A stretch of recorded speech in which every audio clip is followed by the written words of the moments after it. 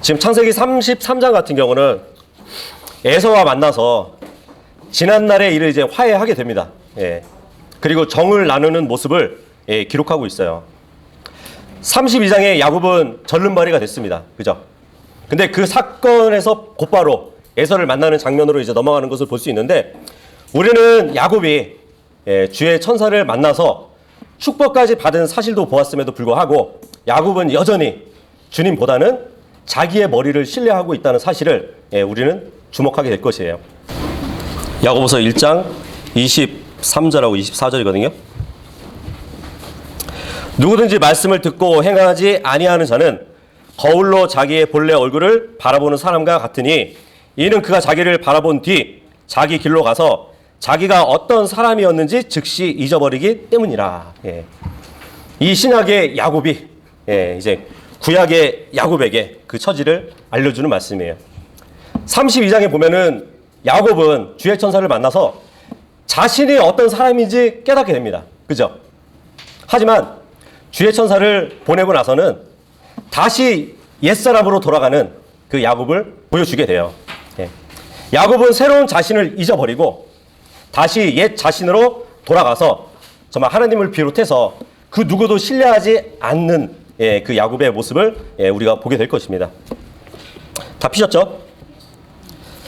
33장 1절에서 4절까지 읽어보도록 하겠습니다. 시작.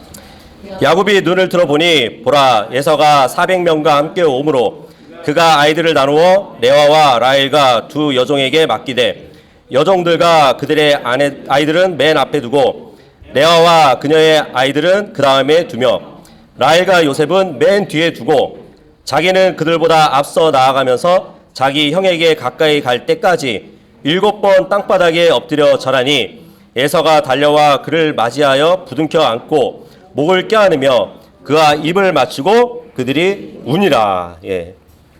야곱은 400명과 함께 오는 에서를 여전히 두려워하고 있었습니다. 그래서 자신의 가족들을 간격을 벌려놓고 있는 그 장면을 보여주고 있어요. 이 가족의 배열은 야곱이 사랑하는 자들 순서로 이렇게 점점 뒤로 놓고 있는 그 모습을 보여줍니다. 그죠? 야곱은 다른 아내와 자녀들보다 라헬과 요셉을 편애했어요. 맨 뒤에, 맨 뒷자리로 지금 자리를 잡게 하잖아요. 그죠? 라헬은 야곱에게 레아보다 더 사랑받은 아내이기 때문에 에서와 만나기 전 제일 안전한 자리에서 보호를 받았습니다. 요셉도, 그죠? 야곱이 자기가 사랑하는 아내에게서 노년에 얻은 아들이잖아요. 그래서 요셉은 다른 자식들보다 더 사랑받은 자였어요. 자기 이름이 야곱에서 이스라엘로 바뀌었잖아요. 그죠? 이스라엘로 이름이 바뀌기 전에 세워놓은 자기의 전략인 것이에요. 나름대로 이제 뭐 안전을 위한 현명한 조치라고 생각했을 겁니다.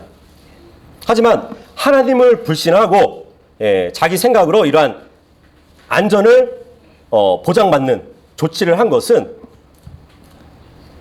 말 그대로 그냥 하나님을 불신하는 일인 것이에요.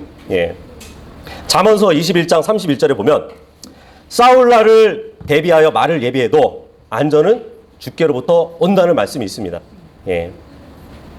그렇죠. 왕들은 전쟁을 위해서 무기도 축적해야 되고 말을 많이 예비해 두기도 합니다. 하지만 전쟁은 주님께 속해 있기 때문에 그들의 승패는 하나님으로부터 오는 것이거든요. 근데 지금 야곱은 그런 하나님을 뒤로 하고 자기 생각으로 혹시라도 형이 공격을 하게 되면 맨 뒤에 있는 자기 사랑하는 그 아내와 또 아들과 함께 이렇게 달아나려고 했던 그런 생각도 있었던 것 같아요. 야곱은 하나님께 직접 응답을 받았던 자였잖아요. 그죠? 하나님께서 부주의하시거나 신뢰할 만한 분이 못 된다고 생각한다면 지금 이 야곱이 행한 조치는, 이 예방 조치는 무의미할 뿐이었습니다. 그래서 이 세상에 있는 모든 책들하고 성경하고 다른 이유가 정말 사람의 마음속에 가장 깊숙이 숨어 있는 것을 적나라하게 드러내는 책이 성경이잖아요. 그렇죠? 어떻게 보면 이스라엘 사람들에게 있어서 조상된 야곱은 좀 위대한 기록들만 이렇게 남았으면 좋지만, 성경은 위인전이 아니에요. 성경은 그 사람의 본성을 있는 그대로 사실적으로 기록하는 책입니다. 야곱이라는 한 인물의 생애를 기록함에 있어서도, 그죠? 하나님을 신뢰하지 못하고 사람을 두려워하는 그 올무에 빠진 모습 그대로 기록해주는 성경을 우리는 보고 있는 것이에요. 그렇죠? 아담으로부터 한번 생각을 해보세요. 노아나 아브라함이나 이삭이나 야곱에 이르기까지 보면은 형편없는 신앙을 기록하기도 합니다. 그죠? 그래서 우리가 좀 안도의 한숨을 쉬잖아요. 아, 이분들도 신앙이 이랬었는데 나 같은 자가 얼마나 더 신앙생활을 잘하겠냐고. 그죠? 지금 야곱은 에서의 마음을 움직일 수 있는 하나님을 의지하는 대신에 그 자신의 옛 계략, 장께를 의지하는 그 자리로 떨어지고 만 것이에요. 그래서 이제 야곱은 형 에서와 마주하게 되었고, 지금 보니까 7번 땅에 굽히면서 자기 형에게 나아가는 모습을 보여주고 있습니다. 그러니까 어느 정도 걸어서 한번 숙이고 또 어느 정도 걸어서 또 이렇게 허리를 굽히고 그러면서 나가는 것이에요. 근데 이 모습이 어디에서 이제 근거한 거냐면 고대 근동 지방에서 한 나라가 침략을 당하잖아요. 그러면은 침략 당한 그 왕은 정복을 한 왕한테 나아갈 때 이렇게 해서 나갔어야 돼요. 7번 땅에 굽히면서 나아가는 그러한 일이 있었습니다. 지금 그대로 하고 있는 것이에요, 야곱이. 근데 이 행위가 정말 진실된 행위를 나타내 보기보다는 계획된 아첨일 수 있어요. 야곱이라는 그 인물을 보게 되면 이것마저도 진실성이 느껴지진 않아요. 그 성경 주석가 중에 이제 매튜 헨리라는 분이 있거든요. 그분의 말을 빌리면 총알은 고개를 숙인 사람 위로 날아가는 법이다, 이 말을 하더라고요. 무슨 말이냐면 고개를 뻣뻣이 서 있으면은 총에 맞게 되잖아요. 고개를 숙인 사람 위로 총알이 날아가는 법이라고 알아서 기고 있는 거예요, 지금. 야곱은. 야곱은 절하면서 점점 이제 가까이 나가는 중인데, 이 말씀 보니까 에서는 자기 앞에 이르기 전에 먼저 달려와서 야곱을 맞이하는 모습을 또 보여주고 있어요. 생각을 해보세요. 야곱은 이제 그 마음이 어떻겠어요? 무장을 하고 있는 형 앞이잖아요, 그죠? 칼을 딱 차고 있는 그 형이 막 달려와요. 순간 어땠을까요? 굉장히 두려웠을 것이에요. 무기를 들고 달려오는 에서를 보고 잔뜩 겁을 먹었을 겁니다. 그런데 예상과 다르게 그 예전에 삼촌 라반이, 그죠? 야곱을 먼저 보고 달려와서 네, 혈육이라고 하면서 맞이했던 것 같이. 그리고 탕자 이야기를 보면은 탕자가 이제 세상에서 다 그 재물을 잃고 아버지 집에 왔을 때 아버지가 멀리서 보고 달려와가지고 탕자를 딱 안아주면서, 그죠? 우는 장면이 있었잖아요. 그런 것처럼 지금 형 에서가 야곱에게 보여주고 있는 것이에요. 그런 모습을. 그리고 이제 서로 울고 있는 모습을 보고 있는데, 서로 뭐 어떠한 말을 주고받지도 않고 화해가 이루어진 것이에요.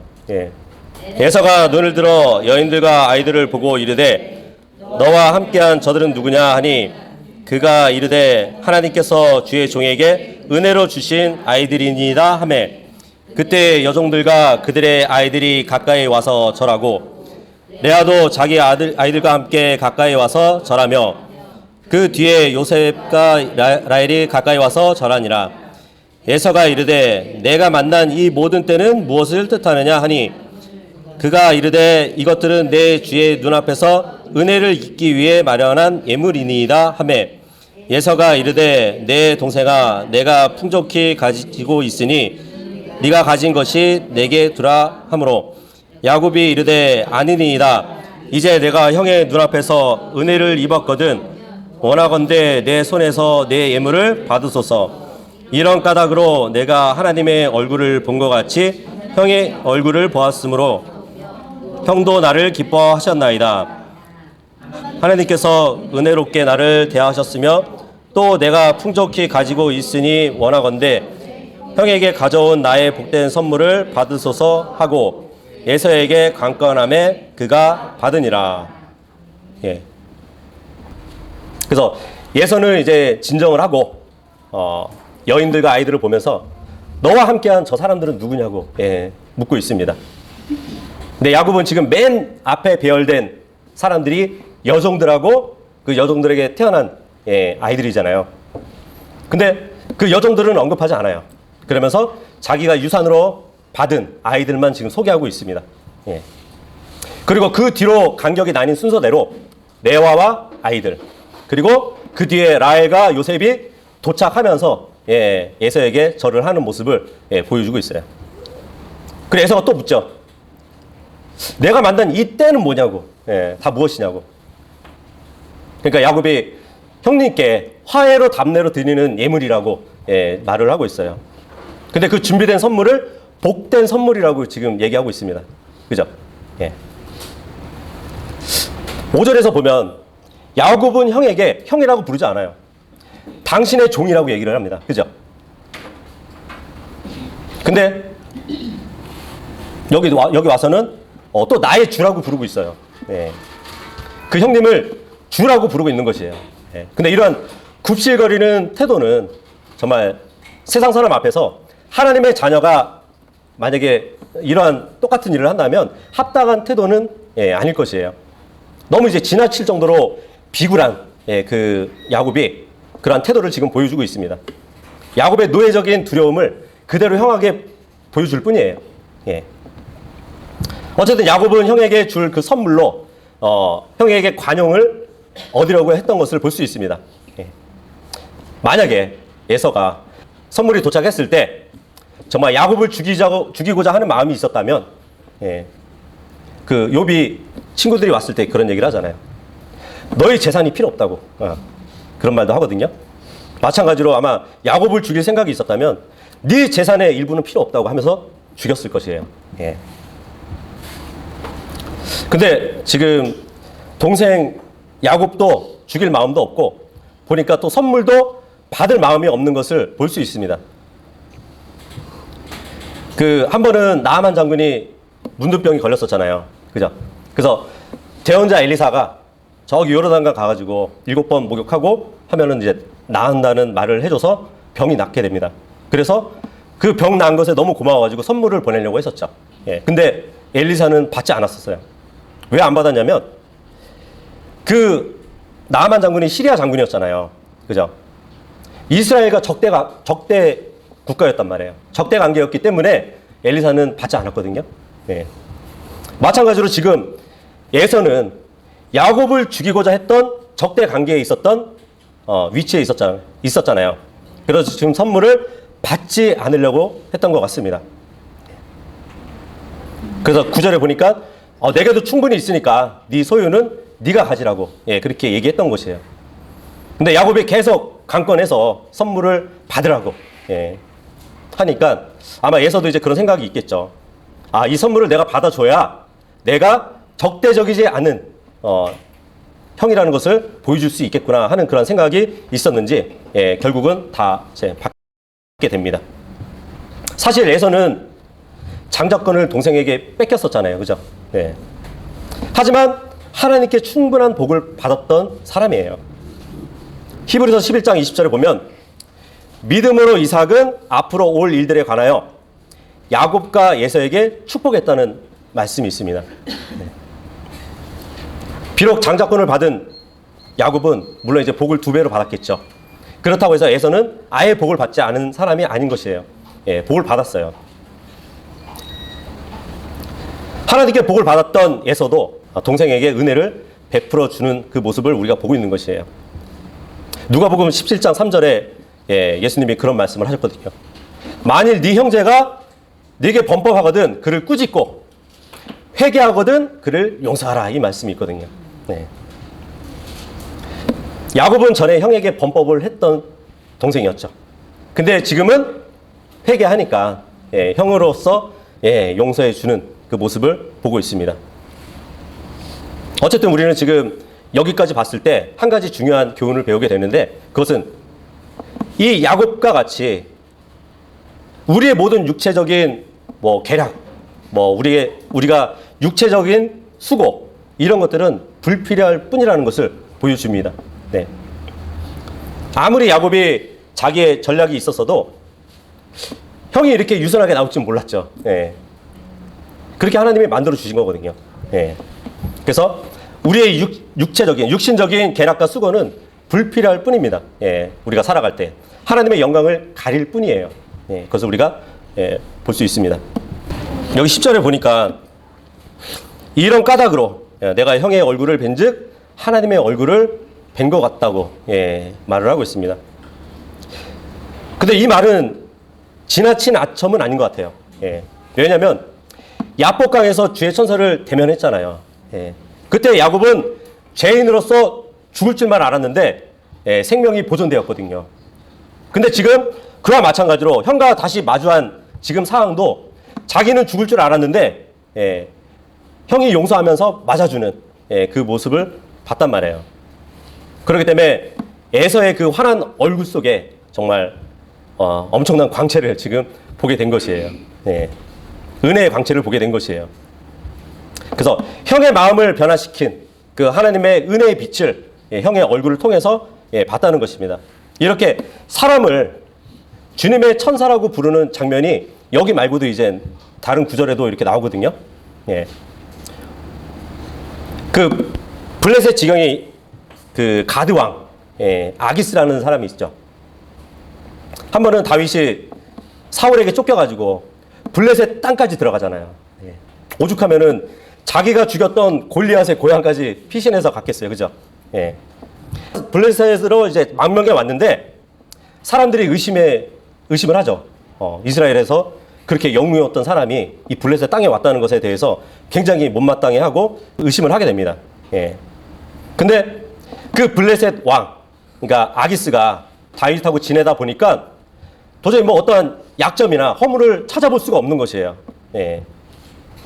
그래서 다윗을 막 옹호하면서 변호도 해주면서 나중에 신임을 하게 됩니다. 그러면서 다윗에게 이런 얘기를 해요. 사무엘상 29장 9절에 보면 네가 내 눈앞에서 하나님의 천사같이 선한 것을 내가 안다고.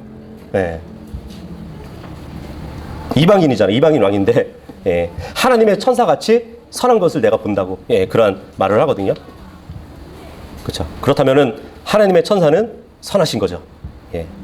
마치 예수님을 찾아왔던 한 치리자가 선한 선생님이요 했을 때 예수님이 그러잖아요. 네가 왜 나를 선하다고 하냐고. 선하신 분은 하나님밖에 없는데. 그렇다면 너가 나를 하나님으로? 그래서 주의 천사. 그렇죠. 주의 천사는 성육신 이전에 사람의 모양으로 나타나신 예수 그리스도잖아요. 그죠? 어쨌든 뭐 그렇게 사람을 하나님의 천사로 이렇게 얘기하는 부분이 있고, 그 다윗의 아들 중에 암몬이 자기 이복 누이였던 다말을 겁탈을 하고 팽개쳐 버리죠. 그랬더니 그 친오빠였던 압살롬이 그 암논을 죽이게 됩니다. 그래서 이제 압살롬이 이제 다윗 왕 아버지를 떠나서 이제 어떻게 보면 대항하는 쪽에서 서게 됐는데, 다윗은 그 압살롬을 죽이고자 하는 마음보다는 그리움이 많았어요. 그렇게 그리움이 많이 가득 차 있을 때 압살롬의 진영에 있던 책략가 요압이 있었죠. 요압이 한 여자를 보내가지고 드고아에 사는 한 지혜로운 여자를 보내가지고 다윗에게 그 어떻게 하면은 압살롬하고 화해시킬 수 있는 그러한 일을 만들려고 보내게 되거든요. 압살롬을 사면할 수 있는 그런 계책을 꾸몄단 말이에요. 근데 다윗 왕 앞에 왔던 그 드고아 여인이 그런 말을 하거든요. 내 주 왕께서는 하나님의 천사와 같으신데 그 이유는 선과 악을 분간하시기 때문입니다. 그렇게 말을 합니다. 그렇다면 하나님의 천사는 선과 악을 분간하시는 분이라고 우리가 또 볼 수 있죠. 그렇죠. 하나님은 선과 악을 심판하시는 분이시니까.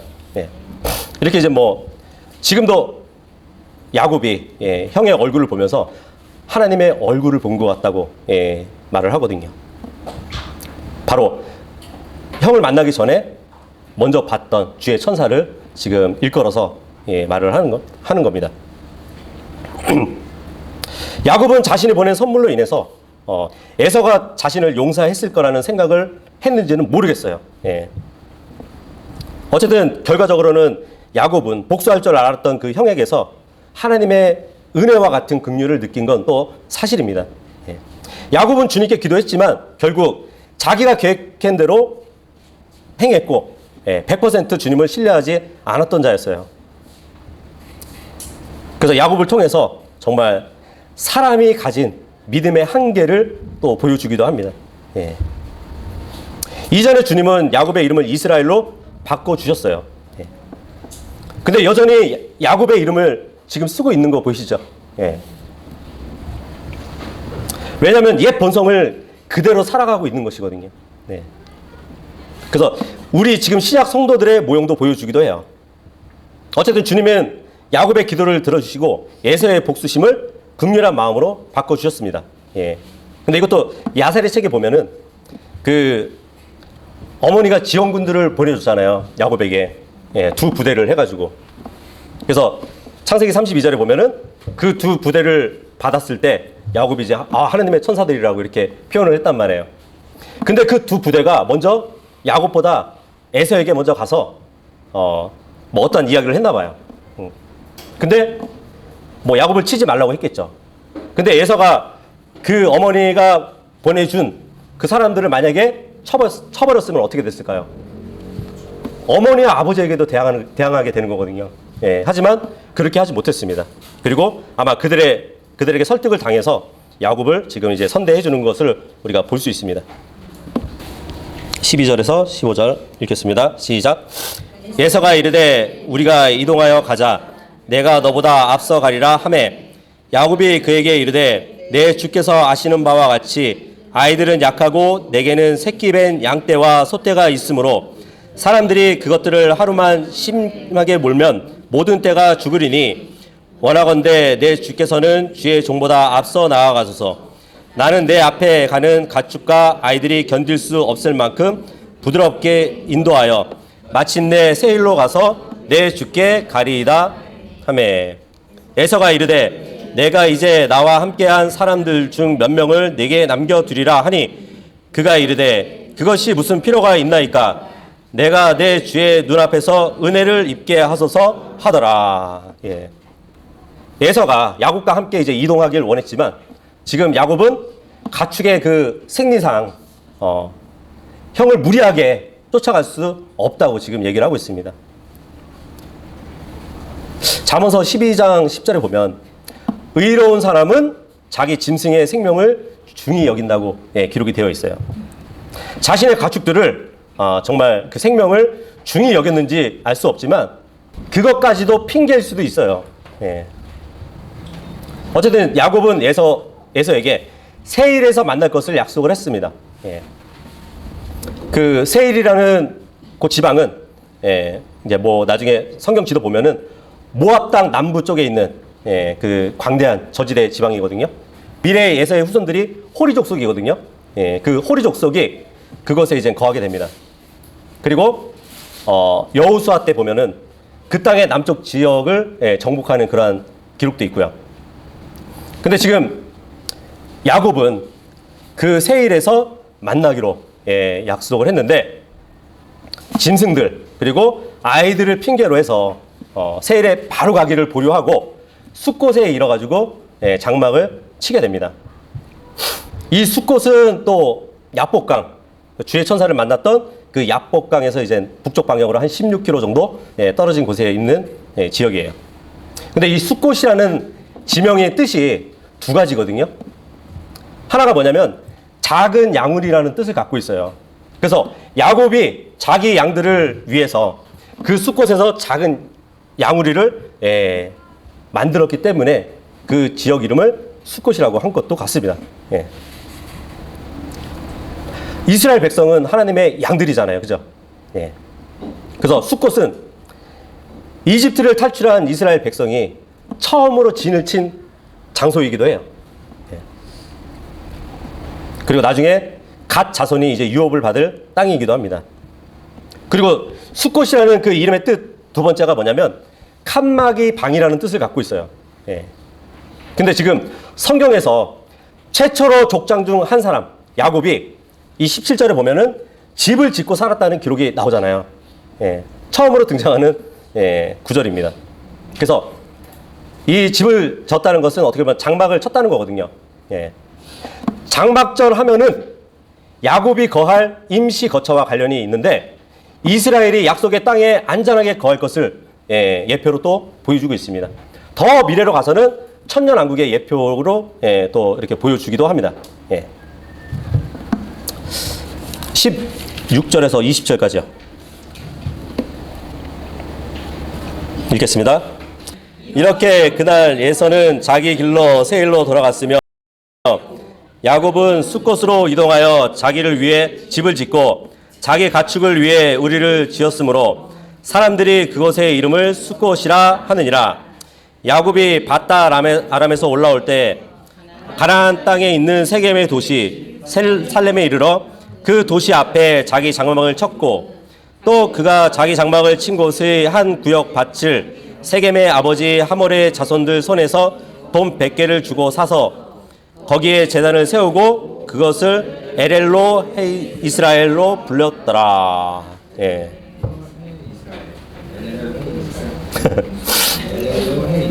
예. 엘렐로헤 이스라엘. 예. 야곱은 형에게 선물을 바쳤고 형은 선물을 받았기 때문에 이제 헤어지기를 간절히 바랬어요. 그래서 에서는 함께 동행할 것을 제안했지만 그것은 야곱이 바라는 것이 아니었습니다. 언제라도 적개심을 갖고 자기를 죽일 거라는 생각을 가졌던 것이에요. 그래서 가능한 대로 형과 멀리 떨어지기를 바랬습니다. 야곱은. 그래도 형의 감정을 상하게 하면 안 되니까 곧 뒤따르겠다고 약속을 해놓고 결국 헤어지는 계획을 세웠던 것이에요. 결국 야곱이 에서와 약속한 장소는 서로 이렇게 만나는 장소가 되지 못되고 완전히 다른 방향으로 이동하게 된 것이에요. 16절하고 17절에 보면은 그날의 에서는 세일로 가고 돌아가고 그죠? 야곱은 숫곳에 이르렀다는 말이 나오잖아요. 야곱은 에서를 따라서 세일 땅으로 가겠다고 말했지만 이 세일이 에돔 땅이에요. 그렇게 하지 않았습니다. 다만 양떼하고 허약한 자식들을 핑계대면서 뒤따라가겠다고 말만 했던 것이에요. 그래서 에서는 자기 사람들을 안내자로서 붙여준다고까지 했는데 그것까지도 거절한 것이에요. 그래서 야곱은 에서를 따라가지 않았고 숫곳이라는 곳으로 가게 된 것이에요. 또 거기 숫곳에 머물러 있다가 세겜으로 또 가게 됩니다. 그래서 야곱이 간 땅은 가나안 땅이지 세일 그러니까 에돔 땅이 아닌 것이에요. 어떻게 보면 바른 길로 간 것이에요. 그러니까 야곱은 형을 따라가겠다고 말해놓고 따라가지 않았던 것이죠. 완전한 속임수를 보여준 것이에요.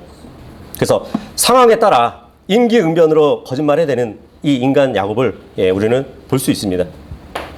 어쩌면 에서가 야곱이 예상치 못한 그 온정을 베풀었음에도 야곱은 하나님이 형의 마음을 변화시킨 것을 믿지 못한 것이에요. 그죠? 그래서 야곱은 에서를 불신하고 또 몇 사람을 머물게 해준다고 했는데도 불구하고 그 에서의 제안을 사양했을 뿐만 아니라 심지어 거짓말까지 하면서 이렇게 형을 피해 다른 곳으로 가게 된 것입니다. 여기 18절에 보면 야곱이 밧단 아람으로부터 이제 가나안에 있는 세겜의 도시 살렘 이렇게 되어 있죠. 세겜의 도시 살렘. 이 살렘은 평안이라는 뜻이 있는데 개역 성경에 보면은 밧단 아람에서부터 평안이 가나안 땅 세겜성에 이르러 이렇게 되어 있습니다. 그러니까 살렘은 지명이거든요. 지명으로 쓰여야 되는데 그것을 풀어섰다는 것이에요. 평안이라는 그 말을 평안이 같다. 여기에 이렇게 잘못 썼습니다. 어떻게 보면은 이 세겜이라는 곳은 살렘 도시에 세워져 있는 지방이라는 진실을 가려지게 되죠. 예, 그죠? 그리고 세겜은 또 인명이기도 해요. 그래서 앞으로 이제 창세기 34장에 보면은 세겜이라는 인물이 등장하거든요. 그래서 그 인물이 등장하기 전에 그 도시가 세겜이 있는 도시라는 것을 또 가려버리기도 하죠. 그러니까 살렘이라는 도시는 그 통치를 했던 사람이 세겜이라는 것이죠. 그래서 이제 34장에 가면 그 등장인물의 중심으로 이야기가 전개될 것을 또 암시해 줍니다. 어쨌든 야곱은 결코 형 에서를 따라서 세일 땅으로 갈 의도가 전혀 없었어요. 그 가족도 마찬가지였을 겁니다. 또 야곱이 하나님께 약속했던 것은 베델이었잖아요. 그래서 야곱은 세겜 땅에 이르러 가지고 그 도시 앞에 이제 밭을 또 사게 됩니다. 그 도시에 사는 사람들은 하몰의 자손들이에요. 그래서 그 자손들에게 돈 100개를 치러 가지고 장막을 치고 제단을 쌓은 모습을 또 볼 수 있습니다. 근데 여기가 제단을 쌓았던 이곳이 이전에 할아버지 아브라함이 제단을 쌓았던 그 동일한 곳이에요. 근데 그곳을 엘렐로의 이스라엘. 무슨 말이냐면 이스라엘의 하나님은 전능자이란 의미가 있습니다. 성경은 여전히 그러니까 이름이 바뀌기 전에 야곱이라는 이름을 지금 사용하고 있지만 야곱 자신은 자기가 제단을 쌓은 곳의 이름을 자기가 바뀐 이름으로 지었어요. 그러니까 자기 스스로가 야곱에서 이스라엘로 바뀌었잖아요. 그래서 아브라함처럼 약속의 족장임을 스스로 알았던 것이에요. 그래서 바뀌어진 이름을 붙여서 지명을 지은 것을 우리가 볼 수 있습니다. 우리도 여전히 형편은 없지만, 그죠? 하나님의 아들들이라는 소망을 가졌기 때문에, 그 위상과 자존심을 갖고 있잖아요. 그죠? 지금 야곱도 비록 옛 성품을 가지고 살고 있지만, 자기 자신의 이름이 바뀐 것, 그거 하나로 자부심이 컸을 겁니다. 그러니까 미래에 이제 야곱은 그 할아버지 아브라함이 이전에 그 세겜에서 돈을 주고 샀던 돌무덤이 있거든요. 거기에 이제 죽어서 안치되게 됩니다. 그리고 나중에 이제 요셉도 이집트 땅에서 죽게 되잖아요. 근데 이집트 땅에 자기 뼈를 묻으라고 하지 않거든요. 유언을 남기거든요. 그래서 야곱이 지금 여기 세겜의 아버지 하몰 아들로부터 은 100개를 주고 산 이 땅에 묻히게 됩니다. 그러한 장소로 보시면 돼요.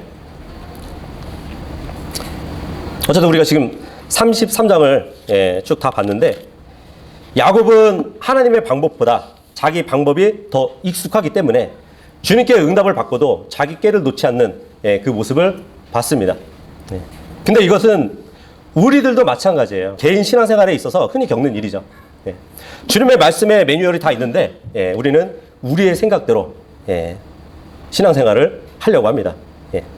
그래서 본문에서 우리는 두 가지의 배울 점을 보게 되는데, 첫째는 야곱과 에서가 만나는 장면에서 왜 자신이 시리아인이었던 라반을 떠나게 됐는지 그 이유, 그리고 그 이유는 하나님의 명령 때문에 떠난 것이거든요, 사실. 그것을 간증을 했어야 되는데 그러한 간증을 하지 않았던 것이에요. 야복강가에서 자신을 축복해 주신 분이 하나님이셨다는 것을 또한 간증을 했어야 됩니다. 에서에게 단 한마디도 그런 얘기를 하지 않았다는 것이에요. 하나님께서 기도의 응답으로 형이 지금 나와 지금 화해하게 된 것이라는 그 말도 했어야 됩니다. 하지만 하나님과의 관계 속에서 일어난 일을 야곱은 인정하지 않았기 때문에 간증도 못하고 있는 것이에요. 그래서 매번 불안한 믿음으로 육신적인 계획만 세우다가 정말 인생의 난간들을 만나게 된 이 야곱은 그 삶의 간증을 누가 앞에 바르게 이렇게 얘기할 수도 없었다는 것입니다. 우리도 마찬가지죠. 우리도 매 순간 주님께서 우리의 앞길을 인도해 주시는데 우리는 우리 앞에 놓여진 상황만 자꾸 보니까 남는 간증이 없어요. 예. 한참 와서 보면은 아 주님이 이렇게 인도해 주셨구나 하고 간증을 할 수 있지만 그때 주님께서 일하시는 것을 감지하지 못하기 때문에 간증을 못한다는 것입니다. 잠언서 3장 6절에도 보면 네 모든 길에서 그분을 인정하라 이 말씀을 하시거든요. 그리하면 그분께서 네 행로들을 지도하시리로다. 그래서 우리는 각자 자신을 돌아보고 지금 현재 여기까지 인도해 주신 주님을 인정하고 그 간증을 서로 나눌 수 있는 자들이 되어야 돼요. 그리고 두 번째로는 이제 야곱이 요르단을 건너와서 장막을 쳤습니다. 그리고 가장 먼저 한 일은 제단을 쌓은 일이었어요. 잘한 일이잖아요. 그죠? 하지만 야곱이 창세기 28장 21절에서 하나님과 약속했을 때 나름대로 지키려는 행위였긴 하지만 불완전한 순종이었어요. 왜냐하면 베델에 와서 제단을 쌓았어야 돼요. 하지만 베델에 도착하기 전에 지금 제단을 쌓았다는 것이죠. 그래서 그 지역에 머무는 동안에 자기 딸 디나가 강간을 당하는 그런 일이 벌어지게 됩니다. 하나님께서는 야곱에게 명령하신 그 장소는 살렘이 아니라 베델이었어요. 하나님의 집으로 돌아가는 것이 그의 사명이었는데 불완전한 순종은 순종이 아닌 것이거든요. 뭐 우리 주위에는 뭐 교회 모임에 꼭 나가지 않더라도 주님께 나름대로 영광 돌릴 수 있다고 말하는 분들이 있어요. 굳이 지체들과 교제를 갖지 않아도 주님께 신실하게 신앙생활을 할 수 있다고 자부하시는 분들이 있다는 것이에요. 물론 있죠. 하지만 오래 가지 못할 겁니다. 불완전한 신앙생활을 하는 것이에요. 자기 자아를 탈피하고 자기 의를 내려놓고 자기를 부인하고 주님을 의지해야 되는 것이에요.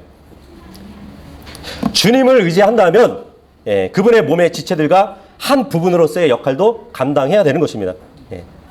주님은 성전이고 우리는 개인이 그 성전을 이루는 자재들이에요. 건축 자재들이란 말이에요.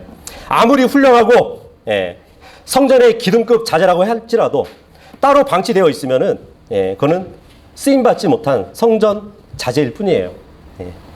아무리 아름답고 견고한 성전 자재라고 할지라도 지금의 쓰임받는 성전 문거리 어떻게 보면 굉장히 작은 거잖아요. 그죠? 그 자재만도 못한 것이거든요. 그래서 오늘 약속의 족장으로서의 이름은 바뀌었지만 여전히 옛 습성을 버리지 못한 그 야곱과 같이 우리도 하나님의 아들의 신분으로서 바뀌었지만 옛 습관을 버리지 못한 그러한 자가 되지 않도록 모두가 정말 주님을 의지하고 주님의 말씀과 그분의 뜻대로 살아갈 수 있는 모두가 될 수 있기를 바라겠습니다.